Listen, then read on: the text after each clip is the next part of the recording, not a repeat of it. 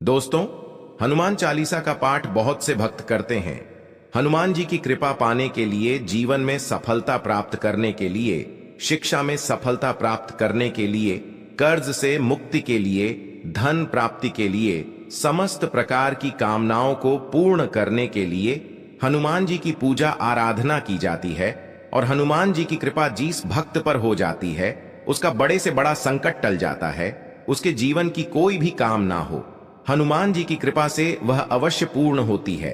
तो हनुमान जी की कृपा पाने के लिए हनुमान चालीसा का पाठ सबसे सरल है और सबसे श्रेष्ठ भी है। बहुत शीघ्र प्रसन्न हो जाते हैं। अगर हनुमान चालीसा का पाठ हम नियमित रूप से करते हैं तो आप बहुत से भक्त प्रतिदिन हनुमान चालीसा का पाठ करते हैं। तो कुछ भक्त सिर्फ मंगलवार को करते हैं या शनिवार को करते हैं। कुछ भक्त निष्काम भाव से प्रतिदिन नियम बना रखा है, हमें हनुमान चालीसा का पाठ करना है हनुमान जी की कृपा प्राप्त करने के लिए। तो प्रतिदिन वो निष्काम भाव से हनुमान जी के चालीसा का पाठ करते हैं। लेकिन कुछ भक्तों की कुछ विशेष मनोकामनाएं होती हैं, जिसके लिए वो हनुमान चालीसा का पाठ करते हैं। अब कई लोगों का कहना होता है कि हनुमान चालीसा का पाठ हम बहुत समय से कर रहे हैं, लेकिन उसका फल हमें प्राप्त नहीं हुआ, मतलब हमारी कामना पूर्ण नहीं हुई। देखिए, अगर आप निष्काम भाव से कर रहे हैं, मतलब सिर्फ नियम है कि हमें हनुमान जी को प्रसन्न करना है, उनकी कृपा प्राप्त करना है, तो प्रतिदिन या फिर मंगलवार या शनिवार के दिन इस पाठ को करते हैं, तब तो अत्यंत ही श्रेष्ठ है। लेकिन अगर आपकी कोई विशेष कामना है तो आपको कुछ विशेष नियमों के साथ हनुमान चालीसा का पाठ करना चाहिए। निश्चित ही हनुमान चालीसा इतनी अधिक शक्तिशाली है कि अगर आप इस पाठ को नियम पूर्वक करते हैं, कुछ विशेष विधि से करते हैं, तो निश्चित ही आपकी जो भी कामना होती है वह पूर्ण होती है। तो आज के वीडियो में हम आपको बताने वाले हैं कि किस प्रकार से अपनी कामना के लिए हमें हनुमान चालीसा का पाठ करना चाहिए। किसी भी प्रकार की आपकी कामना हो, इस विधि से अगर आप हनुमान चालीसा का पाठ करेंगे, इन नियमों का पालन करेंगे, निश्चित ही मात्र 11 दिन में आपकी मनोकामना पूर्ण होती है। और देखिए, मनोकामना कोई भी हो सकती है आपकी, जैसे कि आपको अपना घर चाहिए, कर्ज से मुक्ति चाहिए, संकटों से घिरे हुए हों, शत्रुओं से घिरे हुए हों, नौकरी में सफलता नहीं मिल रही है, नौकरी मिल नहीं रही है, या फिर आप सरकारी नौकरी के लिए तैयारी कर रहे हैं, सफलता नहीं मिल रही है, परीक्षा में सफलता नहीं मिल रही है। तो किसी भी प्रकार की आपकी कामना हो सकती है। धन का अभाव हो, संतान प्राप्ति में बाधा हो, विवाह में बहुत अधिक देरी हो रही है, मनचाहा जीवन साथी चाहते हैं। जिस भी कामना से आप इस उपाय को करेंगे, निश्चित ही मात्र 11 दिन में वो आपकी कामना पूर्ण होगी। तो किस विधि से हमें हनुमान चालीसा का पाठ करना है, किन नियमों का पालन करना है और कब से इस उपाय को शुरू कर सकते हैं, ये समस्त जानकारी आज के वीडियो में मैं आपसे शेयर करने वाले हैं। तो वीडियो को पूरा जरूर देखिए, और अगर ये आपको आज की वीडियो अच्छी लगे तो लाइक भी जरूर कीजिए।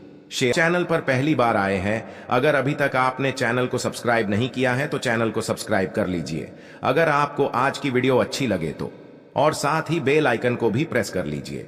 इससे यह होगा कि इस चैनल पर जो भी नई वीडियो अपलोड होंगी, उनकी नोटिफिकेशन आपको सही समय पर प्राप्त हो जाएगी। बात करेंगे हनुमान चालीसा का पाठ हमें कब से शुरू करना चाहिए। तो देखिए, हनुमान चालीसा का पाठ आप मंगलवार से शुरू कर सकते हैं, या चाहें तो आप शनिवार से भी शुरू कर सकते हैं। कोई इसमें पक्ष की विशेषता नहीं है कि आप शुक्ल पक्ष में शुरू करेंगे या कृष्ण पक्ष में शुरू करेंगे। आप किसी भी मंगलवार या शनिवार से इस उपाय को कर सकते हैं। आप उपाय शुरू करने से पहले आपको कुछ विशेष बातों का ध्यान रखना चाहिए, जैसे कि समय निश्चित होना चाहिए। सुबह या शाम किसी भी समय, जो समय आपके अनुकूल हो, इस पाठ को कर सकते हैं।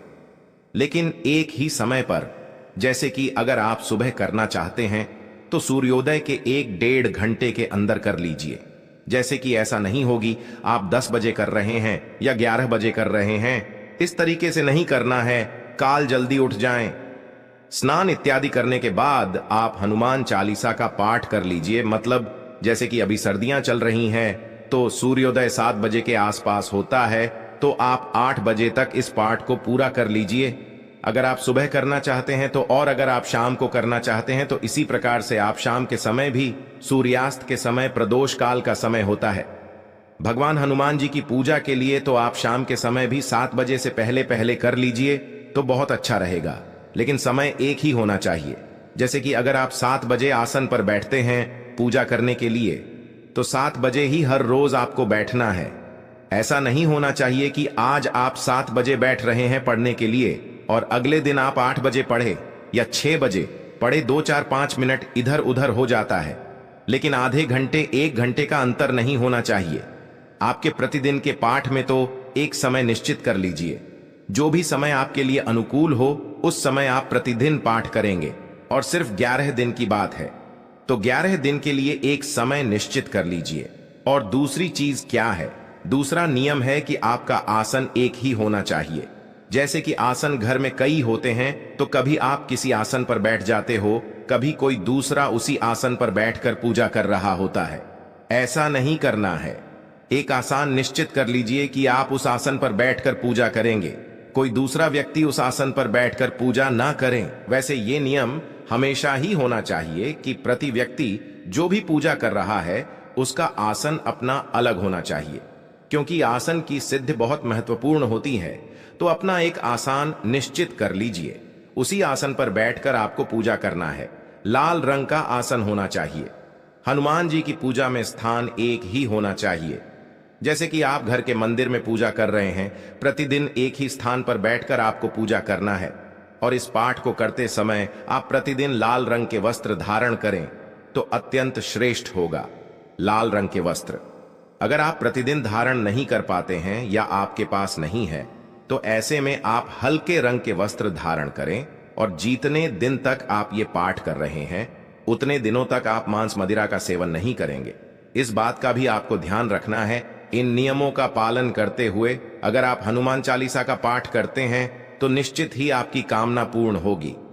पर यह नियम बहुत आवश्यक है, जैसे कि एक ही समय पर प्रतिदिन बैठना और एक ही स्थान पर बैठना, एक ही आसन पर बैठना, यह बहुत महत्वपूर्ण होता है। किसी भी कामना की सिद्धि के लिए अगर हम पूजा कर रहे हैं, मंत्र जप कर रहे हैं, तो इन नियमों का पालन बहुत आवश्यक होता है। और अब जान लेते हैं कि हनुमान चालीसा का पाठ आपको करना कैसे है। देखिए, बहुत आसान है। आपको प्रतिदिन 7 बार हनुमान चालीसा का पाठ करना है। तो इसके लिए हनुमान जी की मूर्ति होनी चाहिए आपके सामने, या तस्वीर होनी चाहिए जिसके सामने आप आसन लगाकर बैठकर पूजा करेंगे।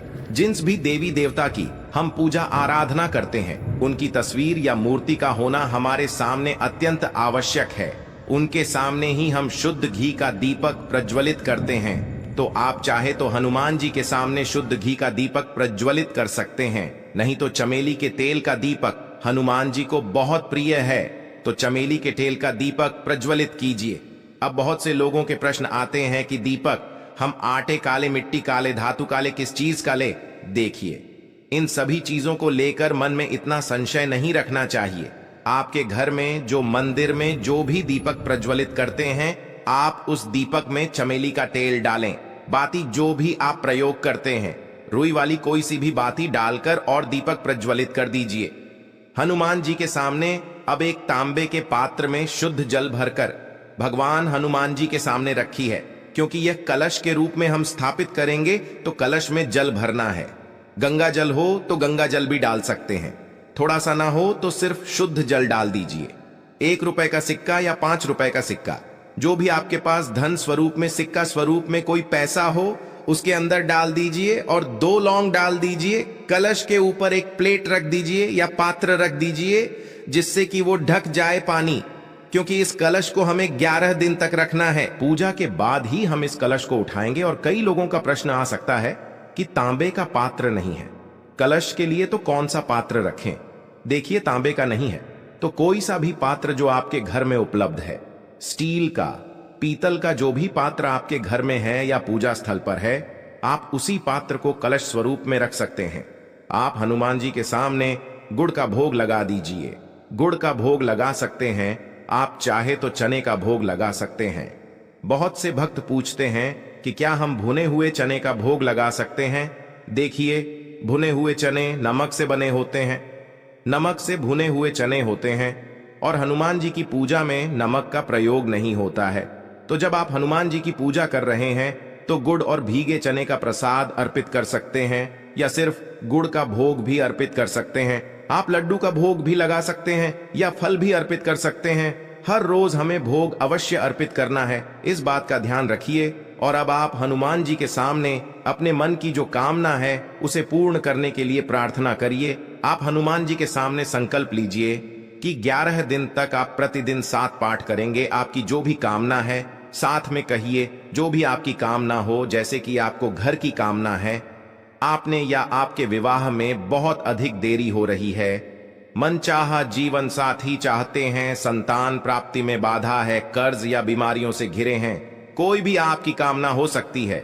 मैं बहुत थोड़ी सी चीजें बता रहे हैं, हो सकता है आपकी कामना इससे अलग हो। जो भी आपकी इच्छा हो, हनुमान जी से उसे पूर्ण करने के लिए प्रार्थना कीजिए और पूरी तरह से आप समर्पित भाव से मन की कामना कहते हुए और हनुमान जी के सामने इस पाठ को करेंगे।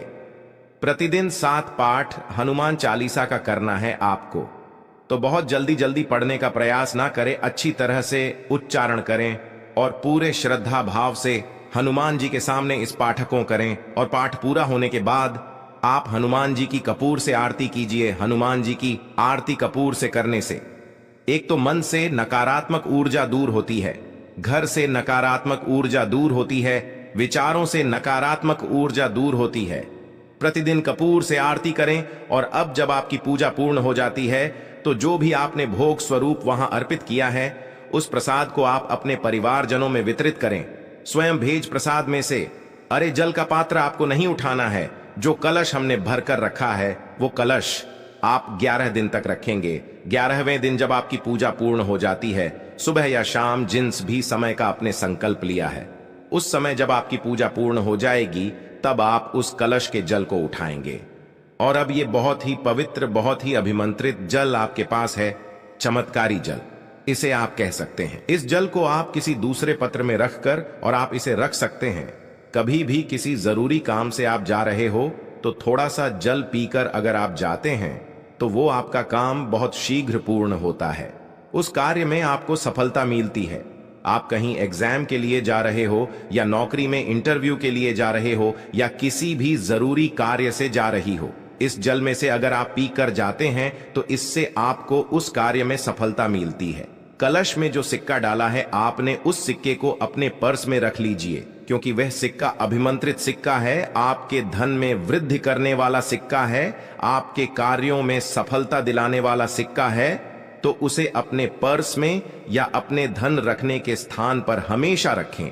और जो लौंग आपने रखी थी वो लौंग भी निकाल कर अपने पर्स में रखी है, अपने पास रखिए, से आपको आपके कार्यों में सफलता मिलेगी। तो अगर आपकी कोई विशेष कामना है और चाहते हैं कि बहुत शीघ्र पूर्ण हो जाए, एक बार हनुमान चालीसा का पाठ इस प्रकार से करके देखें, आपको लाभ अवश्य होगा।